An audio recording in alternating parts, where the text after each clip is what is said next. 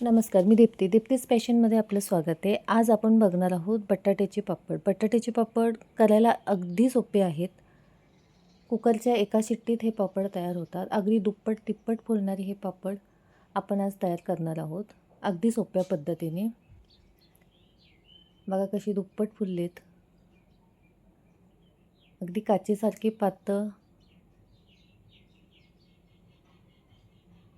बघा दुप्पट तिप्पट फुललेत आणि पापड किती छान झालेत आपले.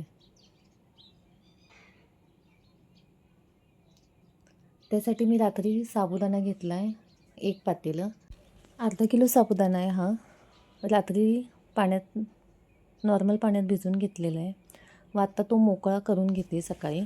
सर्व व्यवस्थित साबुदाणा मोकळा करून घेऊया.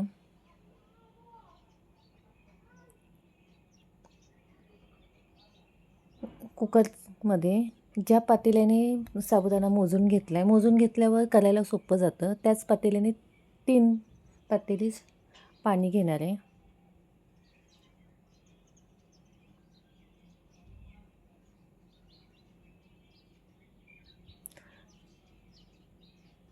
हे दुसरं पातेलं.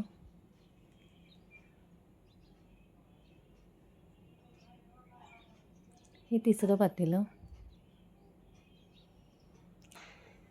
व आता त्यात साबुदाणा टाकून घ्यायचा आहे. या पद्धतीने एकदा पापड नक्की तर ट्राय करून बघा. उन्हात न जाता रात्रीचंही पापड हे तयार करू शकता. मी रात्रीचंच टाकणार आहे व सकाळी हे उन्हात ठेवणार आहे. सर्व साबुदाणा पाण्यात टाकून घेते. एखादी गाठ असेल किंवा तसंच राहिलं असेल तरी काही प्रॉब्लेम नाही, तसंही टाकू शकतो. विदाऊट टेन्शन पापड आहेत हे,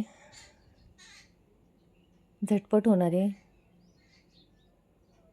न बिघडता व्यवस्थित होणारे पापड आहेत हे. आता अर्धा किलो साबुदाण्यासाठी 1 किलो बटाटा घेतला आहे. त्याची साल काढून अशा मोठ्या मोठ्या फोडीच करून घेतलेत. आता तोही आपण ह्याच्याबरोबरच टाकून घेऊया.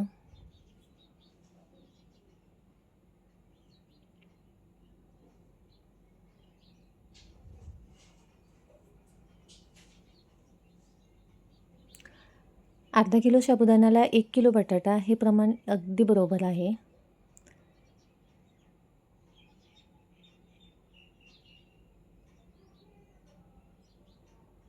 आता कुकरचं झाकण लावून मंद आचेवर 1 शिट्टी करून घेऊया.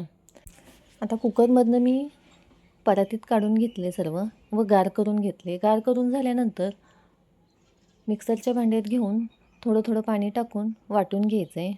जास्त पाण्याचा वापर करायचा नाही आहे. आपण इडलीला वगैरे बॅटर कसं तयार करतो त्या पद्धतीने तयार झालं पाहिजे. फक्त वाटताना बारीक वाटायचं आहे. बटाटा राहिला नाही पाहिजे, गाठी राहिल्या नाही पाहिजेत बटाट्याच्या. छान आता सर्व वाटून घेतलं आहे. त्यात चवीनुसार मीठ टाकून घ्यायचं आहे. मीठ थोडंसं कमीच टाकायचं आहे, कारण वाळल्यानंतर मीठ थोडंसं जास्तच लागतं मग, त्याच्यामुळं सुरुवातीलाच कमी टाकायचं आहे. मी हिरवी मिरची व जिरे वाटून घेतलेत जाडसर, ते टाकून घेते. त्याऐवजी तुम्ही लाल मिरची टाकू शकता. जिरे खात नसाल तर जिरे नाही टाकले तरी चालतील, स्किप केले तरी चालतील. आता हे सर्व मिश्रण व्यवस्थित मिक्स करून घेऊया.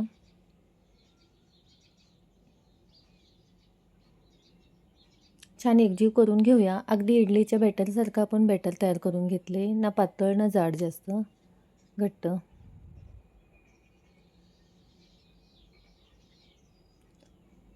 छान आता सर्व मिक्स झाल्यानंतर याला पापड खायची गरज लागत नाही.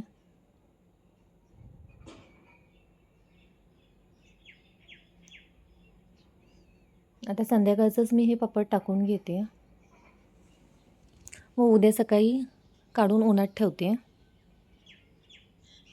रात्रभरात छान मोकळे होतात ते, अर्धवट वाळले जातात.